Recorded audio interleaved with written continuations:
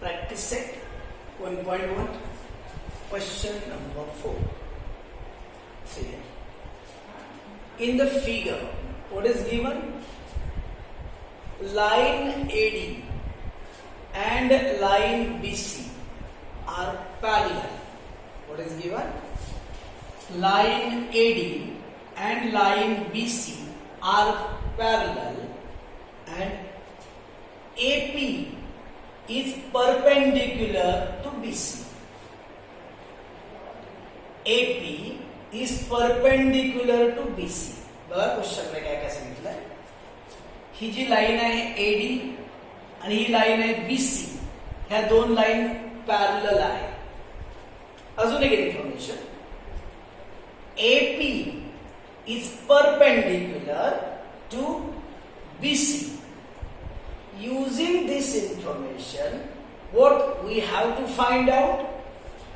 Area of triangle ABC is to area of triangle BCD, means you have to find out the ratio of the areas.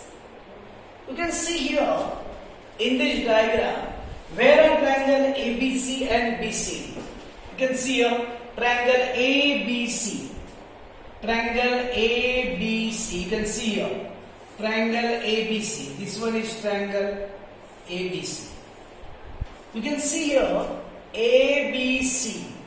This one is base. ABC. This one is base and this one is height. Means BC is base and AP is a height.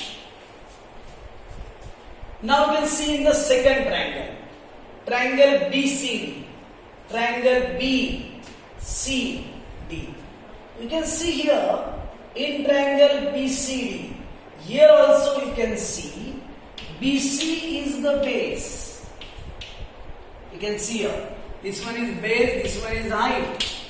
Here also you can see the BC is base and the height of this one is, this line is, we can give here a point M. So DM is height. But I have written some property. You can see here triangle ABC and triangle BCD are drawn between two parallel lines. Therefore, they both have equal height.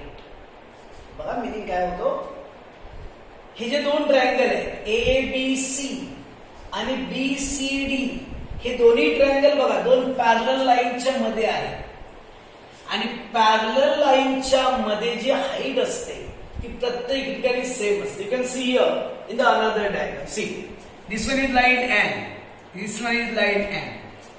Suppose these are two parallel lines. या दोन lines parallel आहे. मग या दोन lines मधलं इथे असणारं distance perpendicular, इथे असणारं डिस्टन्स आणि इथे असणारं डिस्टन्स, प्रत्येक ठिकाणी डिस्टन्स कसं असणार, सेमच असणार. म्हणजे याचा मिनिंग काय होतो इथे बघा, जेवढा डिस्टन्स AP असणार आहे तेवढा डिस्टन्स काय असणार आहे DM. तर या दोन्ही लाईन्स कशा आहेत, पॅरलल आहे. You can take another example. You can see, you can see this is the border of the board. See, this is a black border, you can see, and this is another border. You can see also these two borders are parallel.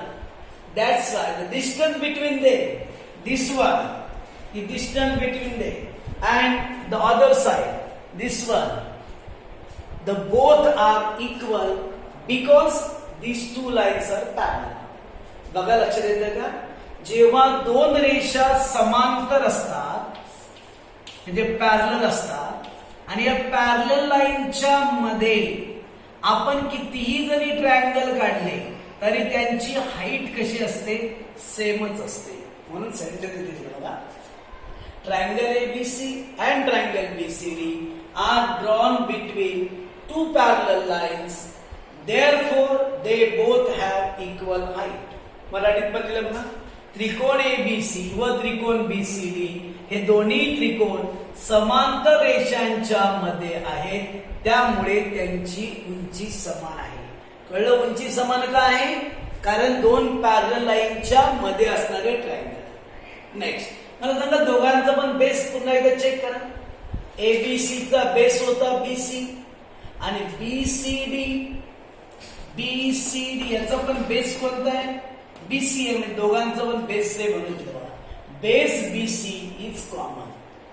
त्यांचा पाया BC हा कसा आहे सामायिक आहे, same आहे, दोघांनाही समान आहे. मग बघा तुमच्या लक्षात येतं बघा दोघांची हाईट पण सेम आहे आणि बेस पण सेम आहे.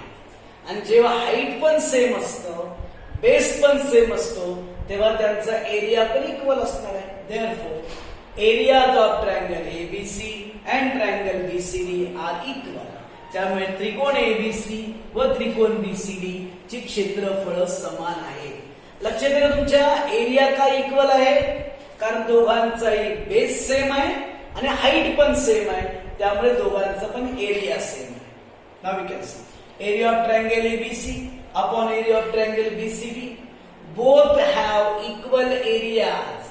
समजा याचा एरिया 100 असेल तर याचा पण एरिया 100 असणार.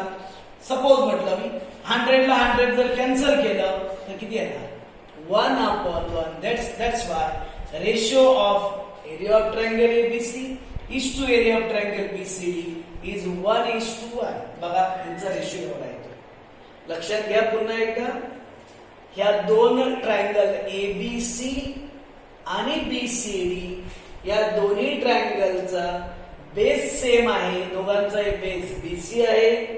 दोघांची पण हाईट सेम आहे.